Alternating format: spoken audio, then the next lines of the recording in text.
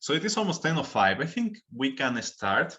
And well, I think that Gioia does not require presentation, but for those who still do not know her, Dr. Gioia Massa is a NASA scientist at Kennedy Space Center, working on spacecraft production for the International Space Station and future exploration endeavors, right? She led the science team for the Veggie validation and heads an interdisciplinary team to study nutrition and flavor of space-grown crops. She has a bachelor in plant science from Cornell, a Ph.D. in plant biology from Penn State, and was a postdoctoral researcher at Purdue and Kennedy Space Center. She has worked in the area of plant space biology and bioregenerative life support systems. So Gioia, again, it's a real pleasure to have you here. We are all very excited to hear what you have to say about space agriculture. And now the room is yours. Please feel free to share everything you do.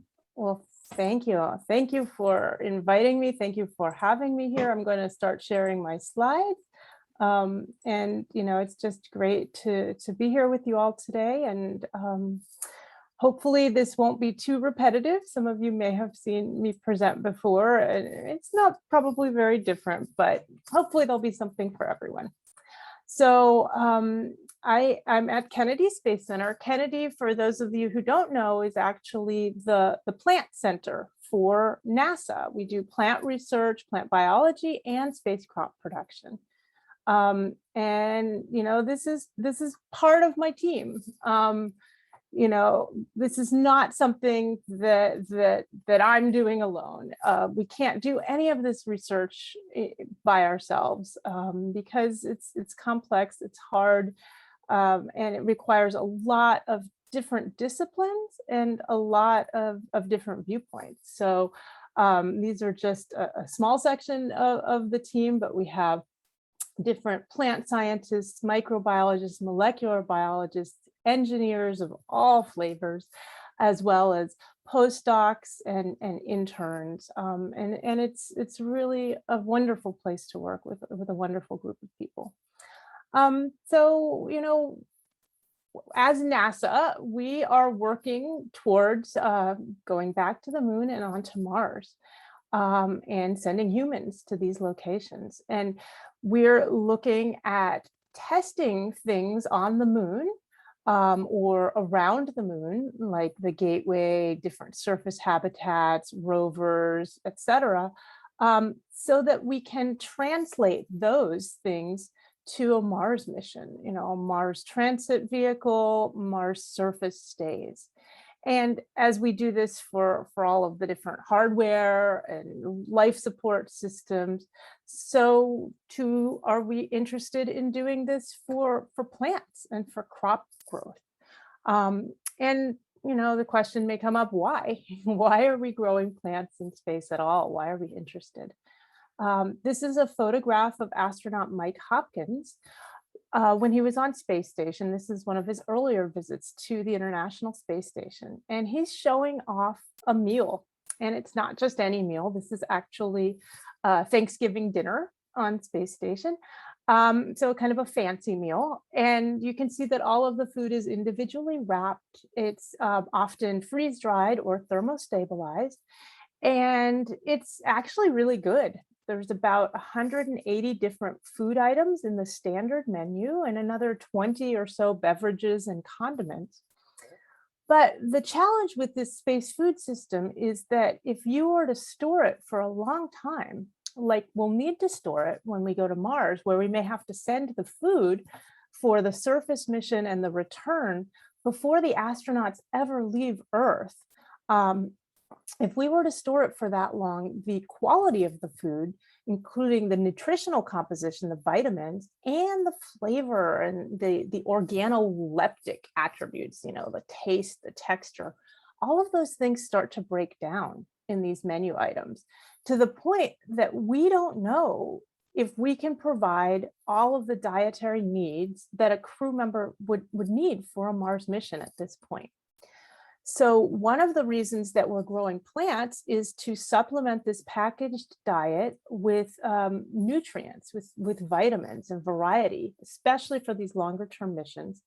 But also there's another phenomenon called menu fatigue, where if you're eating the same diet for a fairly long time, people get sick of it. And that means they don't eat it. And then maybe they don't get all the nutrients that they need. So we're looking at plants as a countermeasure for this menu fatigue as well. On the space station, even with this really good diet of these very tasty foods, and it's pretty diverse, a lot of astronauts lose weight. They get tired of the food. So we're going to be testing in simulated, analog Mars missions, different food systems, including the addition of fresh crops, to see if crops will be a countermeasure for that dietary fatigue. Plants may also provide psychological benefits to the crew. And this is something that, we're working on collecting more data on. But we all know sometimes if you've been inside for too long and you go outside and you see flowers blooming or trees with green leaves, that can make you feel a lot better.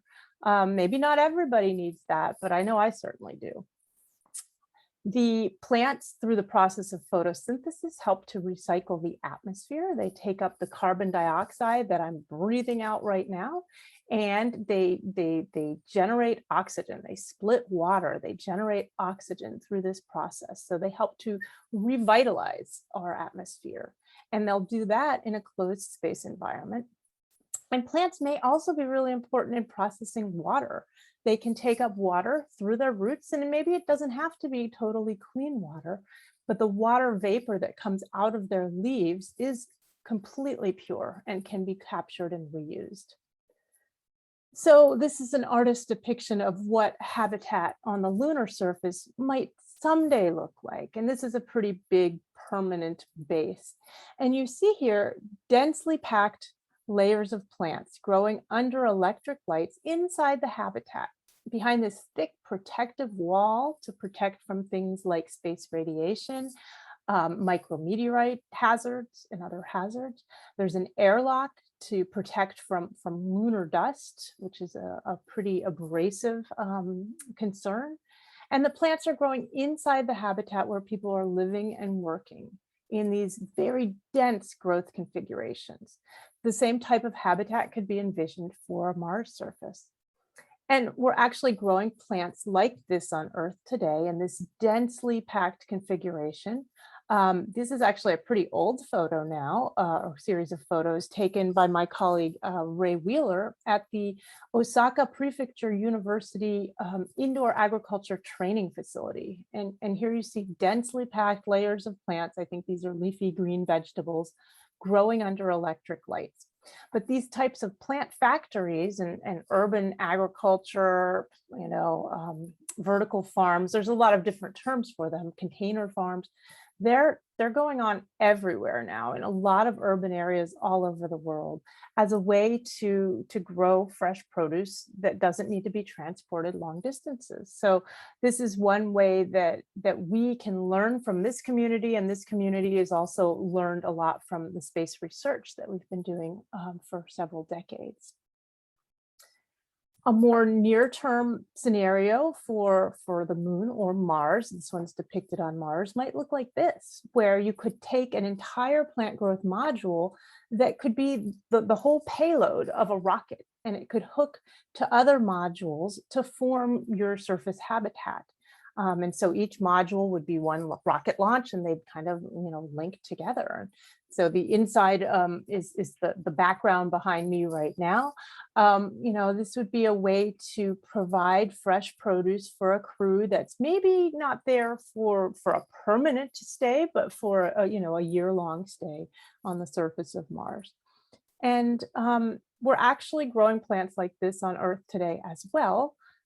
So this is a photograph of the US South Pole greenhouse at the US Antarctic Station at the South Pole. This was a facility that was brought, on a ship to Antarctica and hooked directly to the Antarctic Station, providing a place where crews that are overwintering in Antarctica could have and produce fresh produce. They have volunteers who grow these crops. They never lack for volunteers. There are always people who want to spend time in with the plants, and they want the fresh produce, but they also want the sight of the plants, the smell of the plants, and the humidity and, you know, atmosphere that the plants are growing in. And my colleague, Jess Bunchek, just got back from Antarctica about a couple months ago now. She was working down at a different facility at the German Neumayer station, which was the Eden ISS greenhouse. This is a container facility. It's a double shipping container.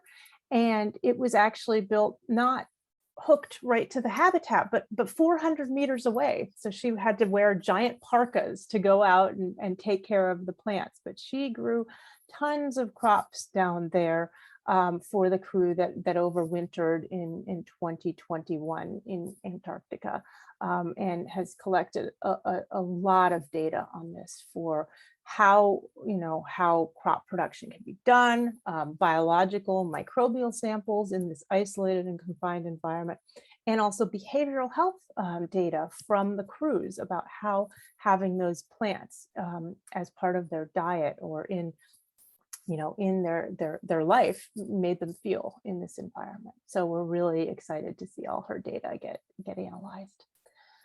Oops.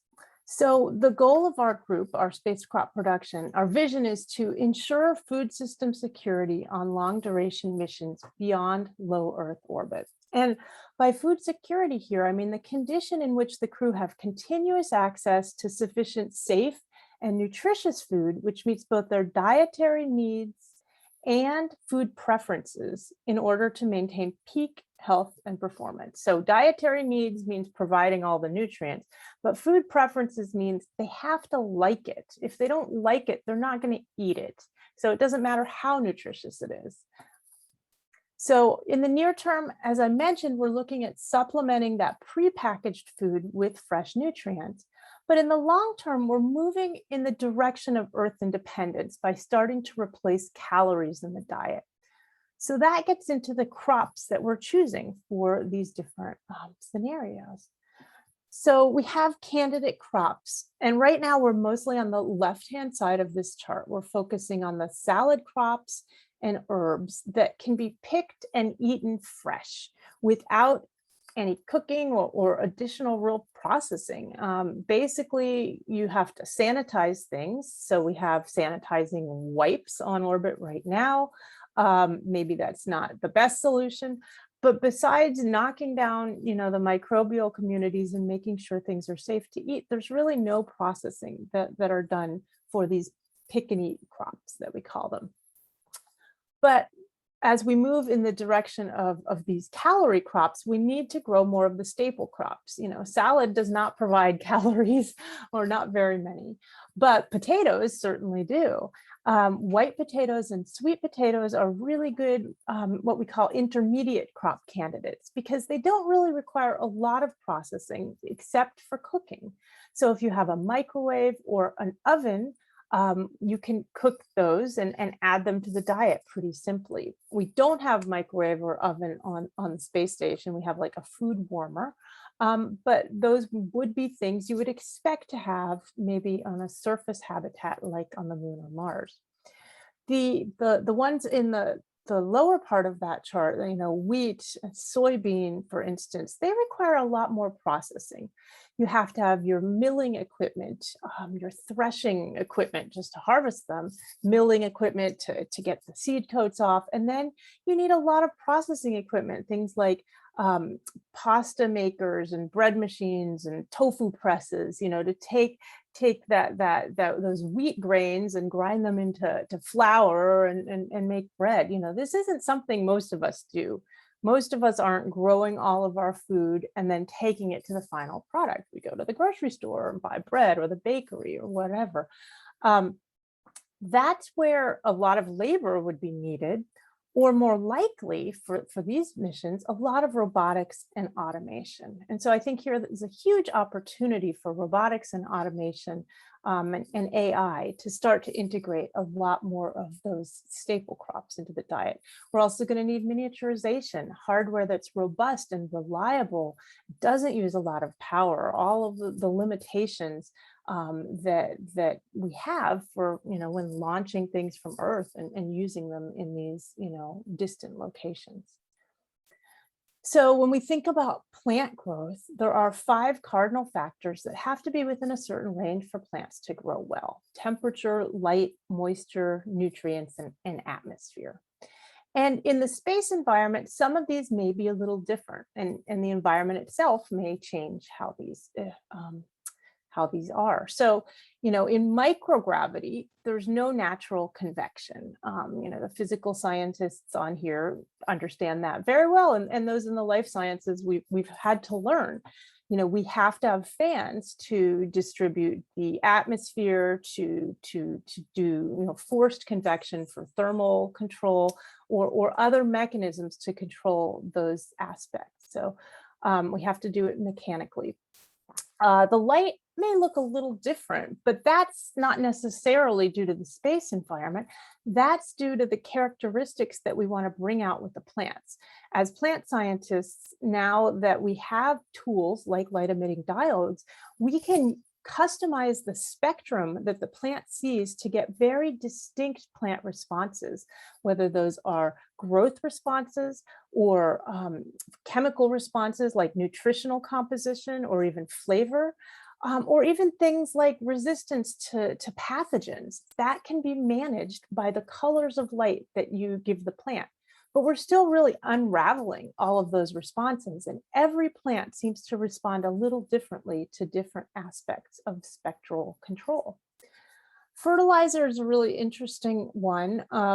This is really more for the longer duration missions. We don't want to be taking all of the fertilizer with us, so we have to be better at recycling the inedible plant materials and food process wastes. Your stems and leaves and roots of a tomato plant, you're not going to eat those. How do you get the nutrients out of those to grow the next crop of tomatoes?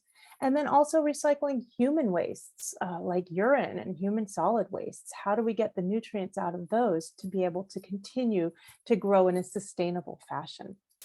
And then water down here is a really interesting one. And this is one we actually spend kind of an unexpected amount of time on, because water and air don't mix well.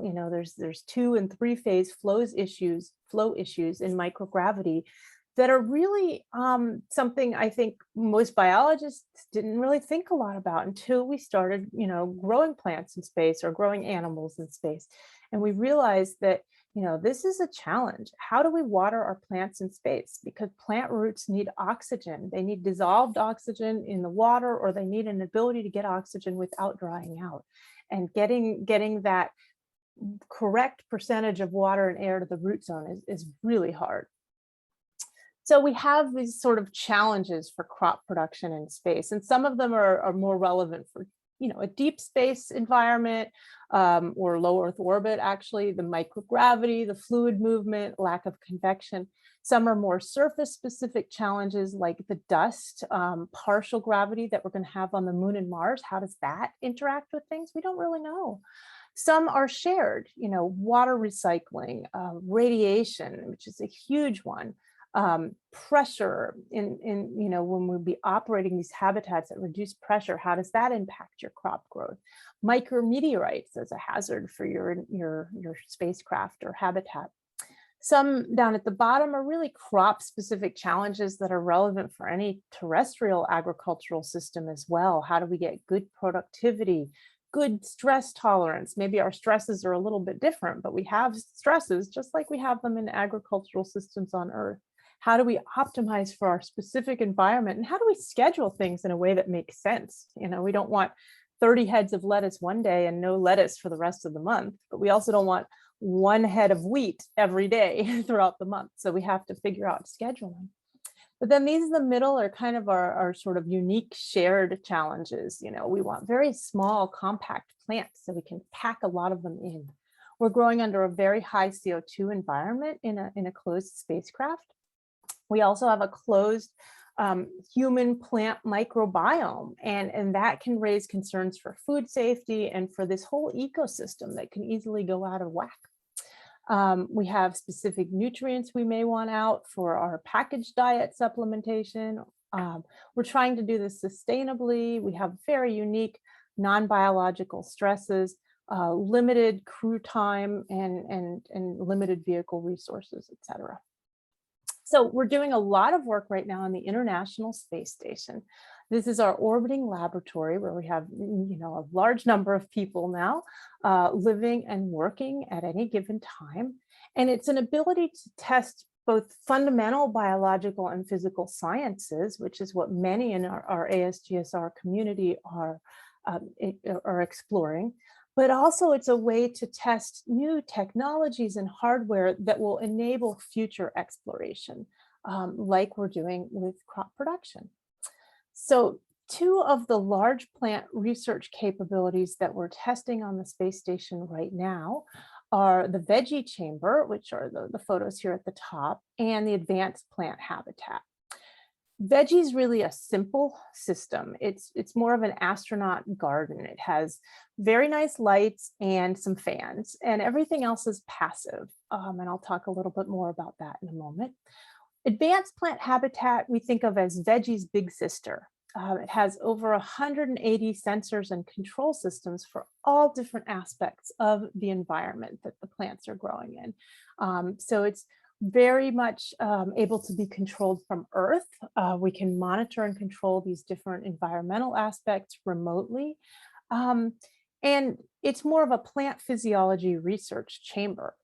We're learning things from both Veggie and APH that are helping us to design the space crop production systems of the future. And we have a space crop production test bed called Ohalo 3 that's currently being designed for the space station based on the lessons that we've learned. So we'll start with Veggie. This is when Veggie was first installed on the International Space Station in 2014.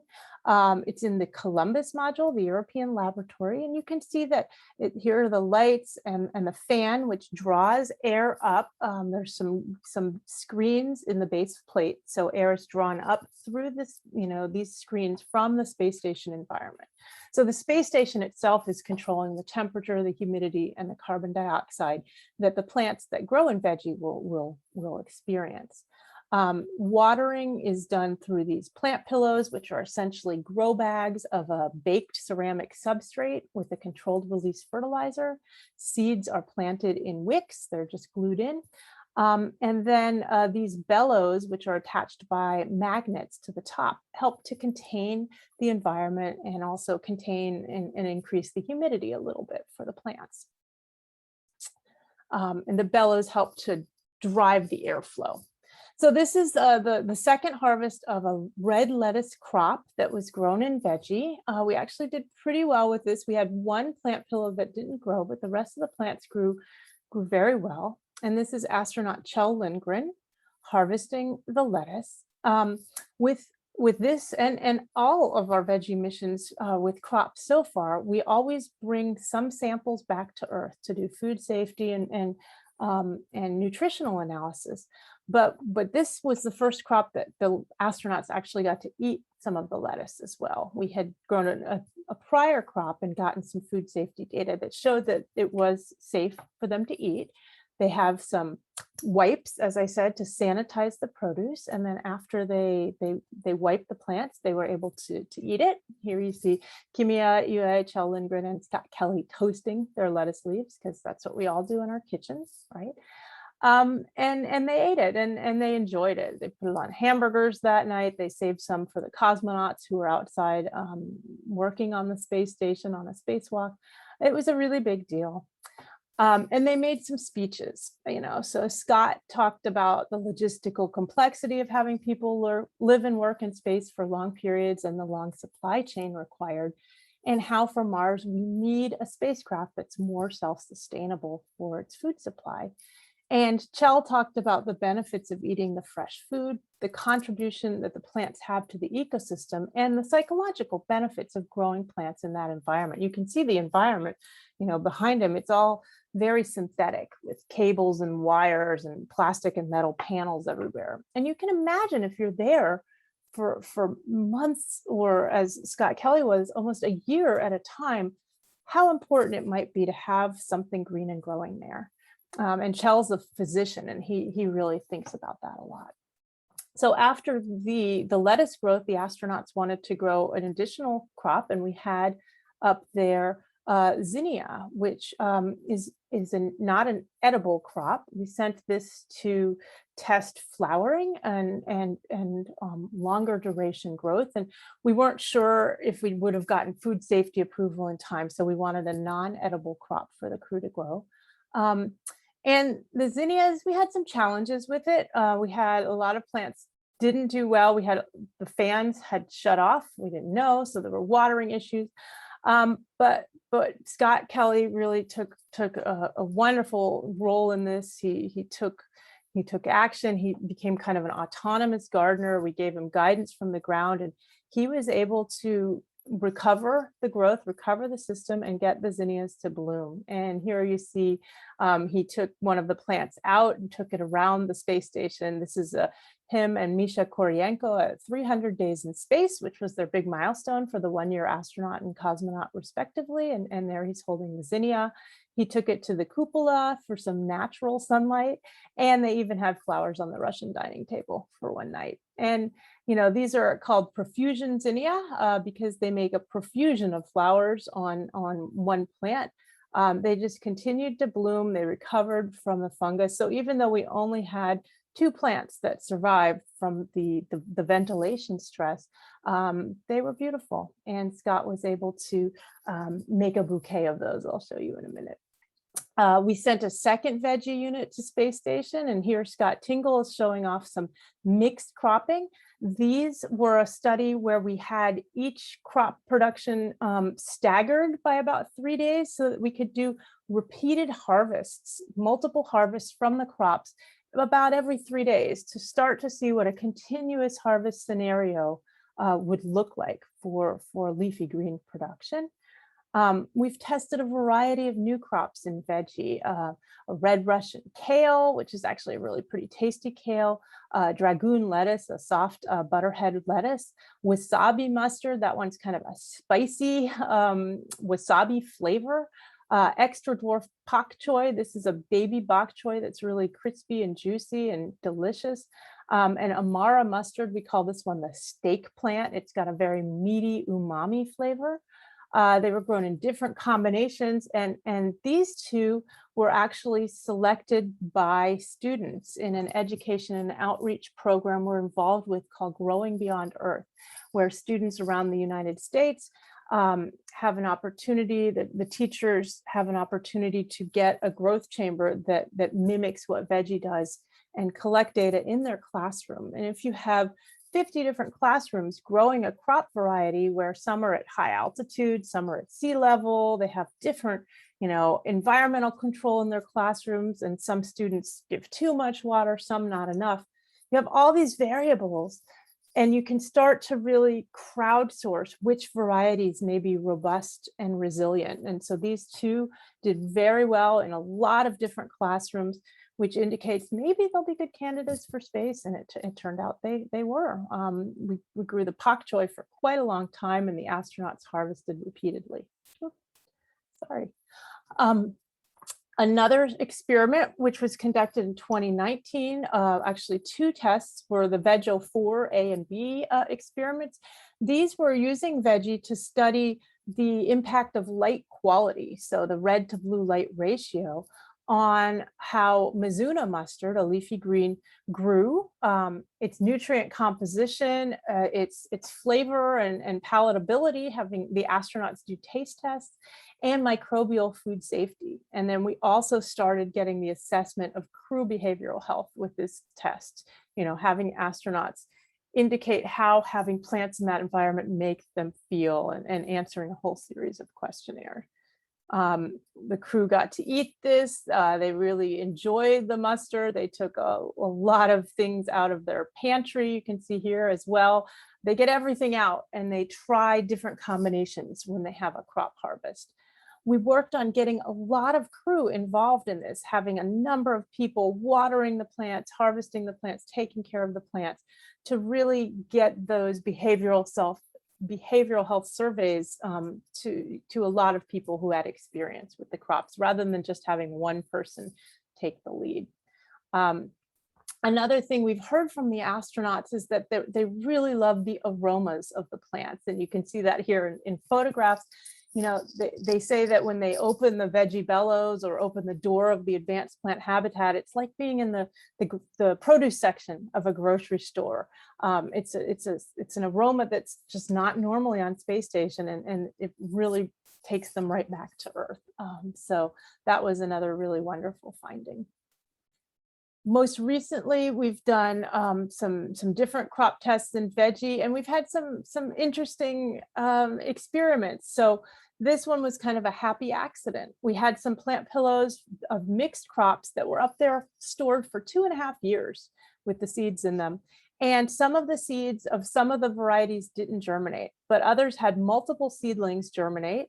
And so Mike Hopkins, who was there again at this time, he has a huge green thumb, and he asked, you know, if he could do something about it. So we came up with a plan for him to transplant the seedlings to the pillows that didn't have seeds or that were really struggling.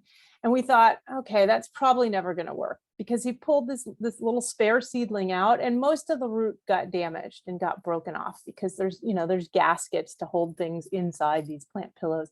So it's very hard to take the seedlings out and preserve their roots. And on Earth, this seedling probably wouldn't have survived. It would have been really hard, but he transplanted it.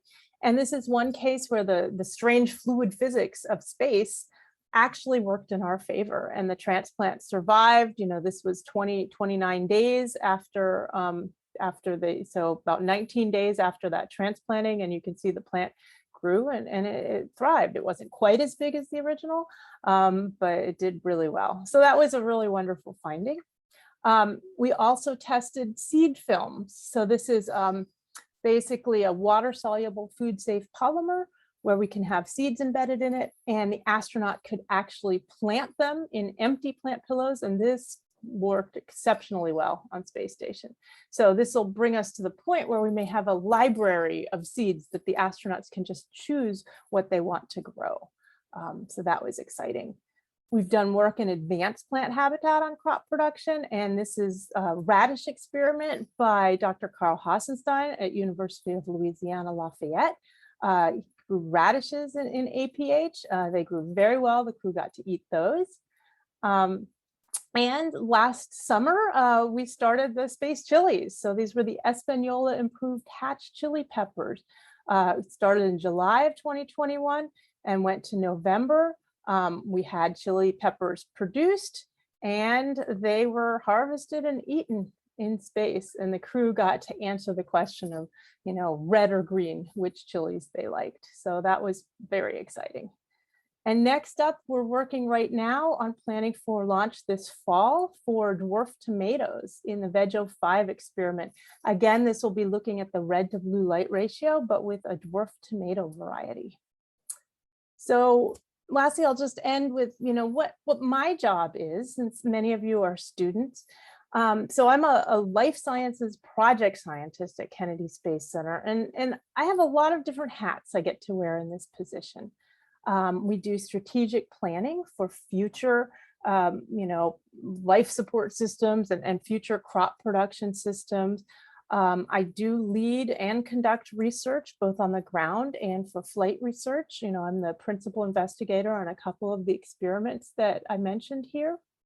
But I also support other principal investigators in the development of their research. So I'm a space biology project scientist, which means I sit in on all the different meetings of the teams and give scientific advice and try to help bridge any gaps between the scientists at their universities or companies and payload developers, engineers or implementation partners or flight hardware providers at companies or within NASA. I'm also the contracting officer's representative or technical monitor for a lot of the different grants and contracts that are being done, as part of this science that's flying from different groups. I develop science requirements for new hardware. Like as we plan new hardware, I lend my, my experience to help define what it should do. I also engage a lot with different external partners. We have conversations with companies and universities who have different approaches that can help move spacecraft production forward. And then I engage internally with different groups at NASA. So I work closely with folks in the human research program, behavioral health and food groups. I work with folks in advanced exploration concepts and of course, space biology. And, I try to meet the needs of all the different stakeholders and kind of build bridges, work with the fluid physicists at Glenn Research Center, for instance. It's really great. I also do a lot of mentoring. We have interns, undergraduate and graduate student interns every semester at Kennedy Space Center. We have postdocs through the NASA postdoctoral program. And I also work with graduate fellows through programs like the NASA Space Technology Graduate Research Fellowship Program. And I do a lot of outreach and engagement, which is one of the favorite parts of my job. So all of my job is really about communication and teamwork. So I'm going to end here with Scott Kelly's zinnia bouquet and also, a lot of acknowledgements for the different teams that make this happen and the astronauts and the different funding bodies that are part of all this. So I will stop share and we can do questions. Well, Gioia, thank you so much. This has been really interesting and beautiful. Research is usually interesting, but nothing is as beautiful as a chili plant in space, right? So, I think so. Thank you so much for sharing all those cool pictures. We had a pretty amazing discussion in the chat. So what I propose to do the following: since we are around 20 people here, why don't we just you mute ourselves and just ask the questions right away, right? So in order to guide this, I will share the questions that you guys asked in the Eventbrite registration. So please feel free to mute yourself and ask Gioia whatever you prefer. One thing, please try to keep the questions very synthetic because there are many of them and we only have 20 minutes left in this webinar.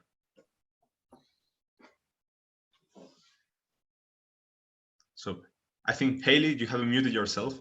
Yes, please go ahead.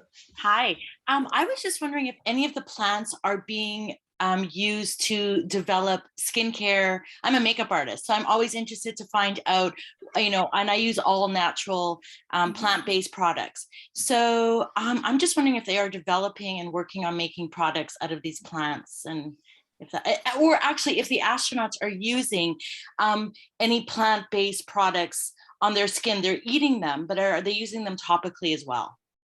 Yeah, that's a great question, Haley. I don't know what the astronauts themselves are using. I know that there are some limitations on the products that they can bring to space because, there are certain limitations on the waste processing, water processing systems. We haven't done any work on plants for skin products or even plants for medicinal or pharmaceutical purposes. And I know there's a lot of interest in that for future space exploration. I believe there's a couple of universities that are working in that area, but I haven't done any work on it. I think it's a really interesting topic, and I think it would be a really interesting niche to kind of explore more in the future. Thank you. Yeah. JTL, do you want to go next? Hi, yeah. I have a question about how do you think on a large scale will be easier either to have a farm on Mars or the moon or on a station on space? By the way, for me, I think it's more easier to have a control management on space than to terraform a planet. And on two of them about microgravity, how do you deal on big plants or how the water behaves inside the plants? And how do you control the heat that is provided by the LED lamps? Thank you. Yeah, a lot of interesting questions there. I think there are definitely pluses and minuses to both, microgravity and surface systems. But honestly, a lot of our challenges really come from a lack of gravity. And making enough space in a spacecraft is actually really, really hard. So I do think a surface system would be a bit easier for a larger, agricultural system. Looking at things like the lava tubes on, on the moon and on Mars as places that like inflatable habitats can be kind of built underground. You get a lot of benefits from those. I mean, you've got gravity, so it makes it a lot easier to water things, grow things, but also, you would have this natural protection from the radiation and the micrometeorites if you're building underground, or even if you berm or push, regolith over the top. So I think the ability to scale up is going to be a lot easier on a surface than it will be in space, just because it's so much harder to build things that have to be orbiting, and that the volume that we're going to get on a spacecraft is probably going to be a lot lower. In terms of the water movement in bigger plants, we don't really know. We haven't grown very many big plants, and we probably, because we're so limited on space, we try to get really dwarf varieties. But plants' water movement in general is really basically it's pulled from the atmosphere. So you have this continuity between the root zone and what the roots are getting, and then it's through the vascular tissue of the plants, and then the output is where the leaves have these pores, the stomata, that open and close for gas exchange to take in carbon dioxide. But as they open, water evaporates out of those based on the atmosphere, the temperature, the humidity, the vapor pressure deficit in the atmosphere. And so I think that is going to pretty much be the same without without too much difference, as long as you have that forced air movement in the atmosphere. So you have to have forced convection. What that convection level is, we don't really know. I had a postdoc who worked a lot on that, and she's done a lot of modeling to try to figure out how much air movement do you need to get normal growth. And she's still working on a lot of that. So that's really interesting. And then in terms of the thermal issues, yeah, the LEDs are great because most of the heat comes out separately from where the light is emitted. So it makes it much easier than traditional light bulbs to remove the heat. So you can remove it from the wiring. You could have things like, ventilation, or fluids management, like fluid movement past, in say copper tubes or something, past the heat sinks of the lights to take away that heat and use it somewhere else. So LEDs are really good for space for a lot of reasons. They're small, they're durable, but also, and you can take this heat out separately and use it somewhere else. So heat exchange, though, is a really complicated thing in space, and I think it's a really interesting problem because it's one of those things that if you get it right, you can find multiple benefits, but if you get it wrong, then you've got a lot of challenges. So thank you. I didn't know about the heat part of the LEDs. That's really interesting from an engineering perspective. Tony, you're next. So first of all, thank you so much for taking time out for us today. I super appreciate it. My question is, just with NASA, there are so many different departments and research centers for BLIS and ag tech. How do you recommend students figure out what niche they belong to and what educational paths they need to get there? Yeah, that's a great question. It is very confusing, even for those of us within NASA. In the life sciences, there's really kind of three main centers. So Ames Research Center focuses on animal biology, synthetic biology, and also some microbiology. Kennedy has the plants and also some microbiology. And then Johnson Space Center's focuses really on human research with also some microbiology. But there's a lot of interaction and overlap. There's also microbiology at Jet Propulsion Lab, and then groups like Marshall Space Flight Center, which have the other aspects, more of the physical chemical aspects of environmental control and life support system. And of course, Glenn does a lot with the physical sciences like fluids. I think a lot of it is you just have to figure out your passion, and that can take a long time for all of us, try new things.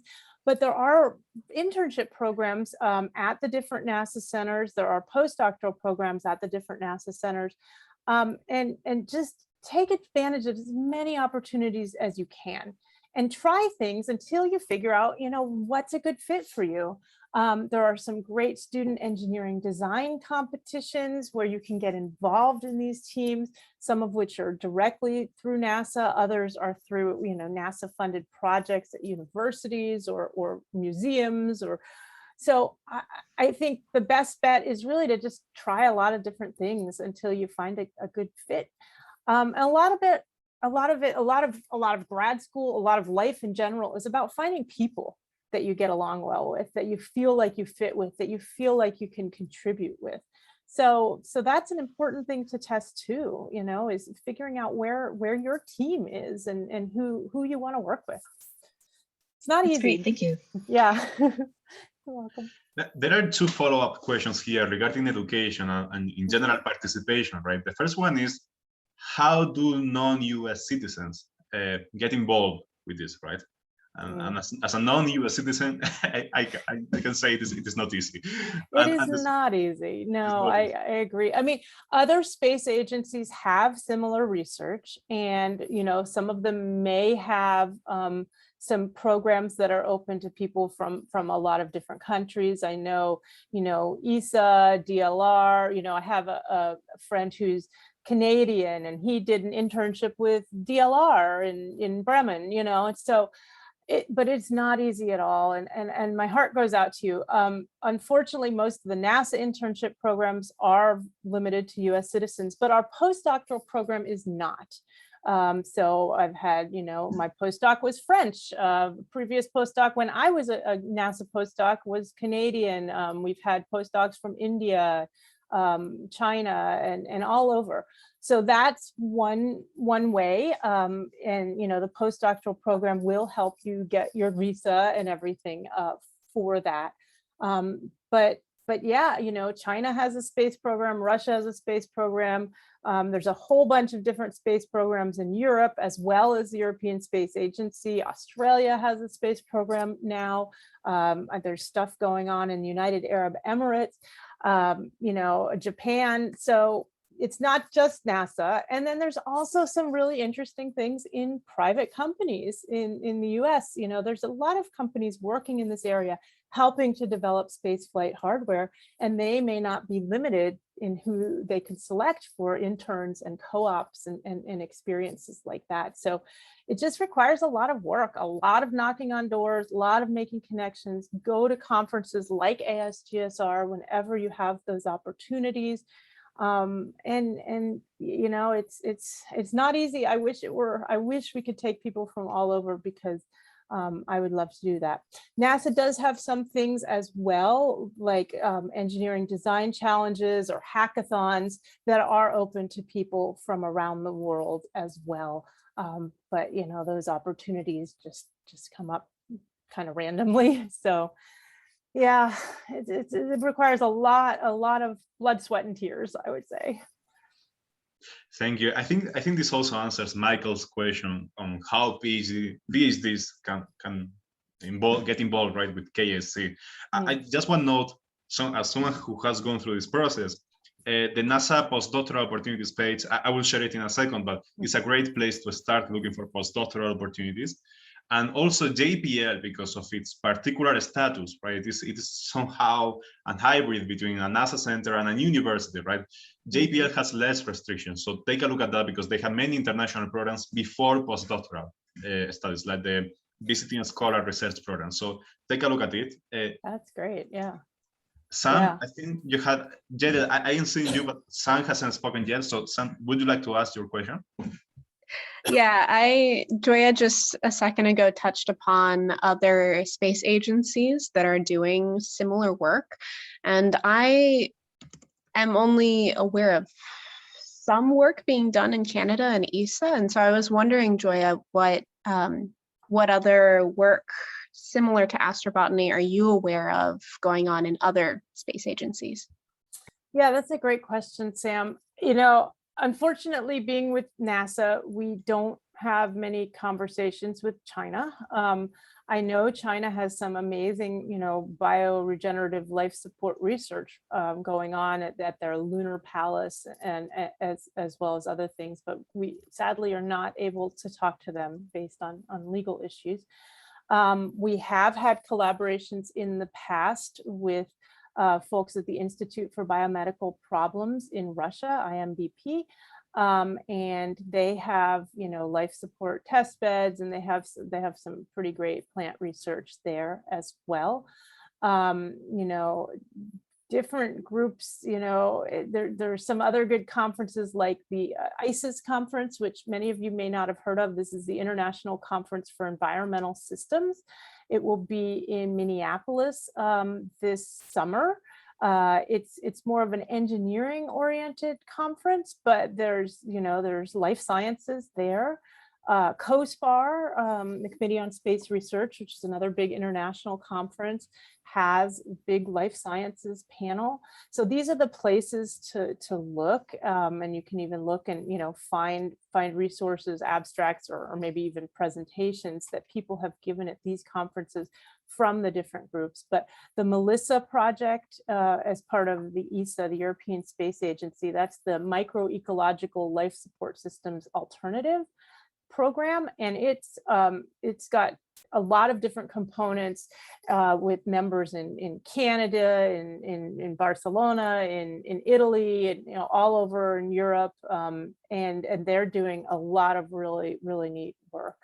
And then the other great way to find out about this is there have been a number of special issues of journal articles. So there was, Frontiers in Space Research did a special issue on plants and higher plants in space. There's a new special issue coming out, I believe, for the journal Life that will also be plant space research. And so here you can really start to see who's doing what and just read about the different research. So I think these are all open source and they're really great places to learn who's doing interesting stuff. Good to know, Gioia. Thank you. And fantastic presentation. Thanks, Sam. JDL, you are up next. Hi again. Let me say thank you for the presentation ahead of time. I'm from Puerto Rico, and most people don't know that in Puerto Rico, we got all the type of soils that you have around the world. And from the 10 ecosystem, we have 8 of them, except for the tundra and the Yellowstone. On the species of plant, we have 75% of the plants around the world. And for birds, we have 70%. On animal, we got most of them. Then I know that NASA only have 2 programs running in Puerto Rico. One is the Observatory of Arecibo, which is not working right now. And then for the long run, I like to supply the medicines and also the food for the Artemis program. So for the last 3 years, I have been going through all the hackathons and presentation. I have people from Canada, Australia, England, and South Africa and Brazil that they are interested and going privately by farms through the federal government. How do you see how viable in the future to have like a branch of NASA in Puerto Rico? And if it's okay to get people from around the world to be part of my business plan? Thank you. That's really exciting. I'm not in charge, so I think you make a good case. We've had some interesting facilities in places like Hawaii. There's the high seas habitat, but Puerto Rico is obviously not that far from Kennedy Space Center. We actually work with a lot of students there in this Growing Beyond Earth program that I mentioned, students associated with middle schools and high schools. So it would be great to kind of get them more engaged with what you're doing. I think those teachers are super passionate about space. We actually have a space education person at Kennedy Space Center who works very closely with the Puerto Rican schools. I think it's good. The big challenge with NASA is, NASA is a federal agency. And so we have, it's all about whose congressman makes the most noise to get some of these NASA centers. And that unfortunately puts Puerto Rico, the Virgin Islands, and Guam and American Samoa at a bit of a limitation, because you don't have as many Congress people who are noisy. So, I think just keep making good cases, doing good things, and that's what you can do. But also you can build connections. There's space grant consortia in every state and province, and those are really good organizations to work with as well. And for all the students out there, the Space Grant Consortia, if you are in one of the US states, is a great place to get more resources about opportunities for students. They have funding for research projects. You can come up with to them with a completely unsolicited proposal. And I don't think most people know you can do that within NASA in general. You can write a proposal for something that you want. And there's a process to send in this proposal, even if there's not a call or solicitation. So if there's something that you want to do and you can come up with a really good case for it, you may be able to find funding from NASA to do that type of work. So. Thank you, Gioia. It is 1 o'clock in Eastern time now, so we're running out of time. Matthew, your hand is raised. I think. Well, I don't know how is your availability looking today, Gioia, but I can go another 10 or 15 minutes, no problem. Okay, that's perfect then. So Matthew, you're next. I want to say I really enjoyed the presentation, and my question was based more on the engineering experience. How has engineering played a role in space crop production so far? Oh, engineering plays a huge role in everything we do. I think we're a very technologically dependent area of crop production, and even traditional agriculture is still very technologically dependent. But we're working closely with engineers on, we've got a lot of mechanical, fluids, electrical engineers just kind of doing basic things, designing things. But then we also work a lot with people trying to figure out the robotics or the AI. Plant health monitoring is something that we're working on now, and we're working with engineers who are designing ways to do multispectral and hyperspectral imaging of crops. So it's all about partnering though, right? Because engineers can't work in a vacuum and design something that will work well for the biology without, a lot of input from the biology. And I think that was one of the things when I started my postdoc at Purdue, really working in horticulture and life support, was establishing common language with engineers. I became really very good friends with the engineers and trying to say, well, how do you measure light? Well, I measure light in micromoles per meter squared per second. And they're like, what's that in foot candles? And I'm like, what's a foot candle? And, so it's figuring out how to even get common terminology and language, because that's the first step. But then working together to find solutions to meet the crop needs. So I advise a number of different engineering design teams, student capstone teams, who are helping develop crop production hardware, whether it's water delivery or lighting or air volumes or whatever. It's super fun, but you have to have biologists on your team. I think that's really important, or horticulturalists or microbiologists or whatever, depending on what you're doing. You have to have the biological input. And I think Sam could talk a lot more about this with some of the engineering design projects that he's been working with, the maker projects. You have to have a team that can get expertise from that different areas. And then, none of this can work in a silo. It's all very interdisciplinary. We have chemists, we have ag engineers, we have all these different people coming together to solve it, because these are hard problems. These aren't easy. If it was easy, everybody would be doing it. All right, thank you. Thanks. Well, I want to start rambling about the imperial system here, but oh no, we agree. We're all scientists, so we all work in the metric, and it's just like, oh my gosh, okay. So, but yes, trying to get common common units. It's like, it shouldn't be that hard, but it's really hard. You know, a lot of the engineering units for measuring light, lux and lumen and foot candles and all these things, it's all based on human vision, which is not what plants see, right? So we try to get to, you know, SI units whenever possible, but, you know, you have to be flexible and make allowances too. Let me follow up on something you mentioned, because, you know, one of the things that I, as an engineer, one of the things that I find most interesting about bioregenerative life support systems right now is the multispectral imaging that you referred to before. It seems to me like a really cool application. Could you speak a bit more about that?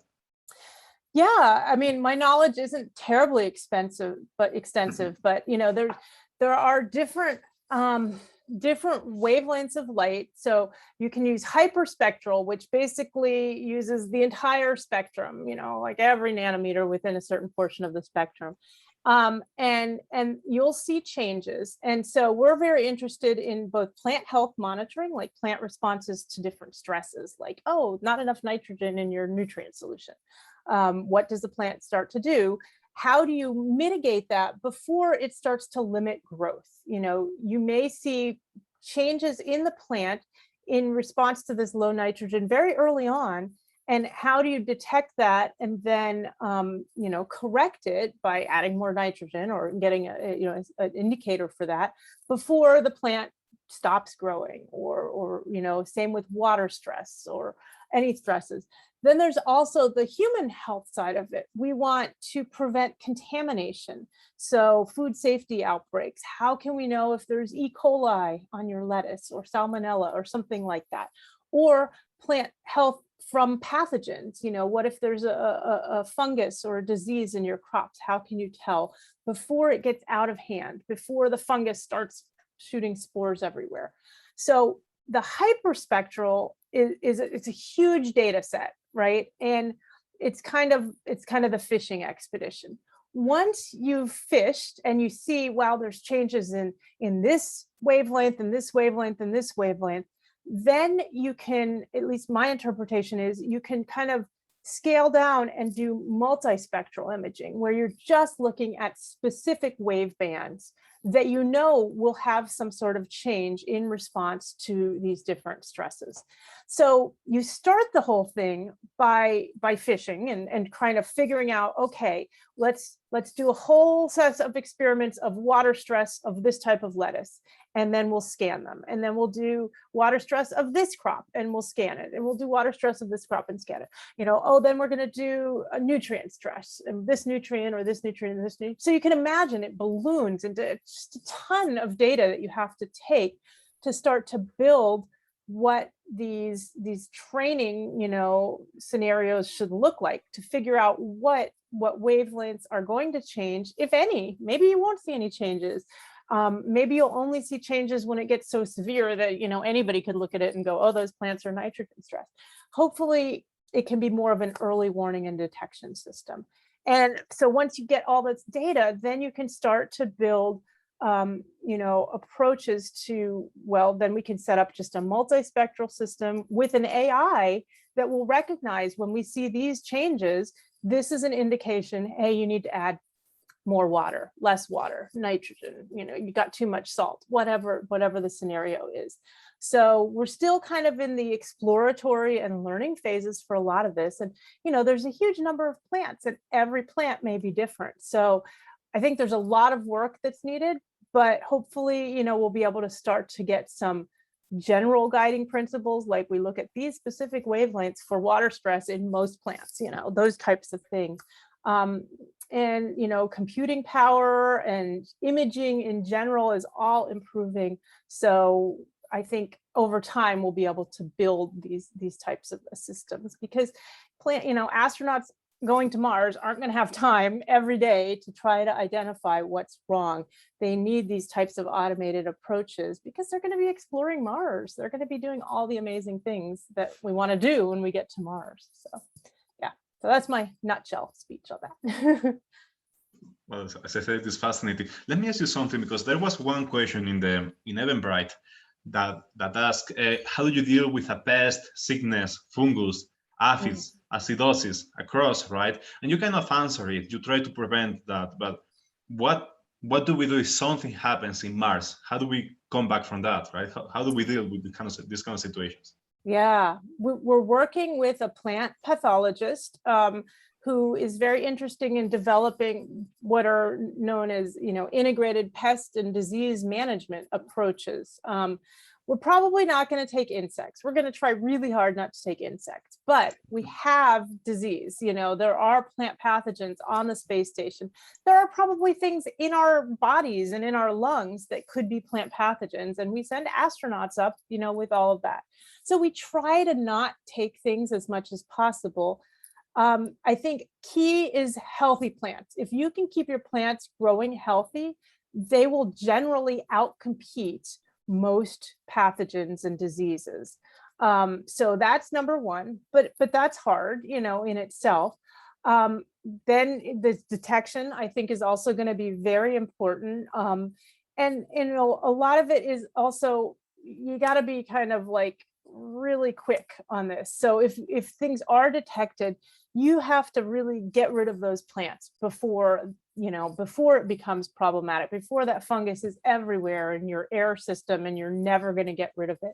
And it may come to the point where you can't grow specific plants because we've got fungus that we know is just going to colonize them. With the zinnias, maybe we can't grow zinnia again because we got fusarium up there from some of the water problems, and we know that it's an opportunistic pathogen, but it really went to town on these zinnias. But another approach that we're really interested in the future is developing protective microbiomes. So having some sort of a custom microbiome that can help protect the plants and the crew from disease. Things like, imagine sprinkling on bacteria and fungi that will outcompete any of the bad bacteria and fungi in the ecosystem. So that may involve genetic engineering or just designing which organisms to take in the future. And so we're not really there yet, but we are starting to look at like plant growth promoting microorganisms that have been come back from spaceflight and see how they do when added to plants intentionally. And I think that's an area where there'll be a lot more work. Thank you. Matthew. I just wanted to add one more thing, because like the more that you talk about spacecraft production or space plant production, I get to see like more of the engineering and the biology aspects like combining into one.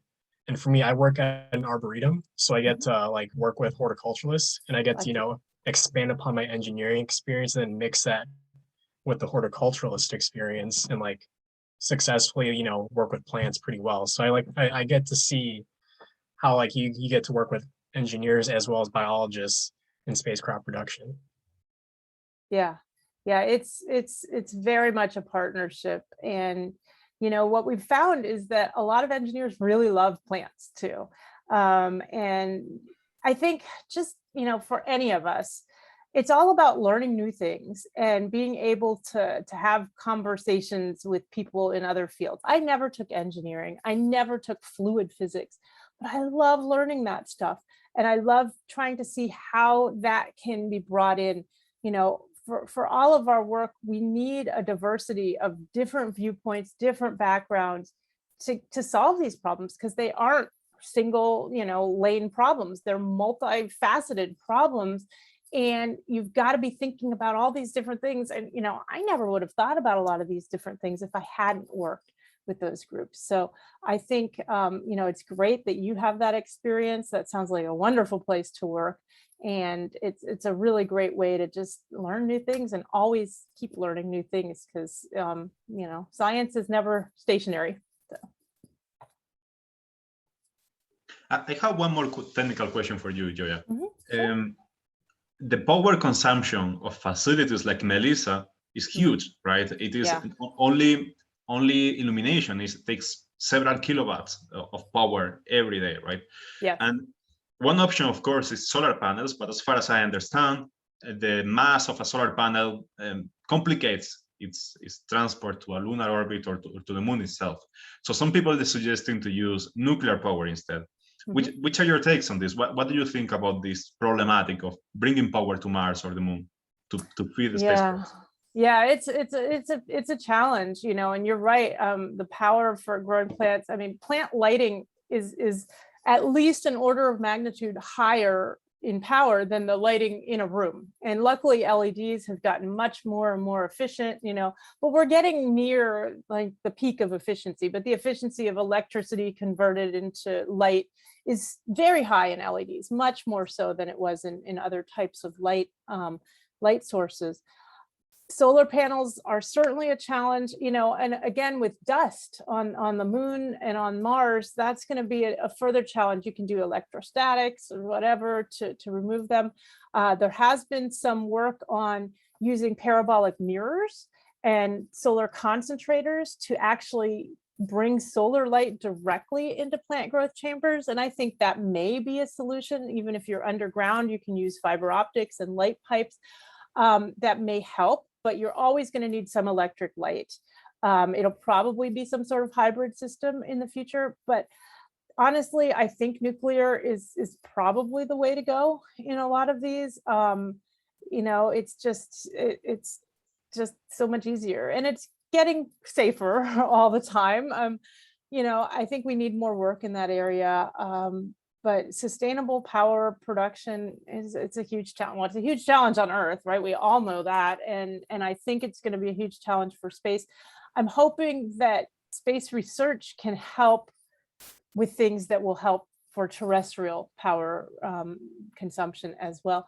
You know, and then we've got to think about, well, what about some of these other out of the box ways? You know, maybe we can use biomass and generate, you know, generate combustible products and do combustion and biofuels. Maybe we can recapture some of that heat and use heat engines and heat pumps to convert some of the heat coming off the lights back into power.